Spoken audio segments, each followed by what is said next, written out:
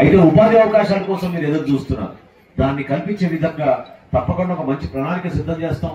2047 స్వర్ణాంధ్రప్రదేశ్ ని మనం ఎట్టి పరిస్థితుల్లో కూడా ప్రతి జిల్లాలోనూ ప్రతి నియోజకవర్గంలోనూ కూడా అభివృద్ధి జరిగే విధంగా మనం ముందుకెళ్దాం.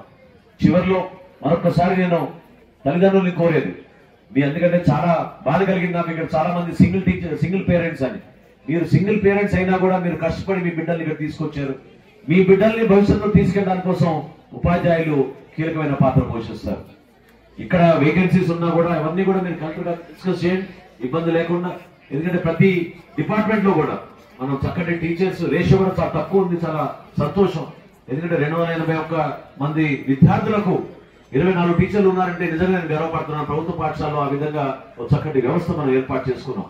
దాన్ని నిలబెట్టుకునే విధంగా మీకు రాబోయే రోజుల్లో తప్పకుండా నేను కూడా మన విజయ్తో పాటు నారా లోకేష్ గారికి నేను వివరిస్తాను.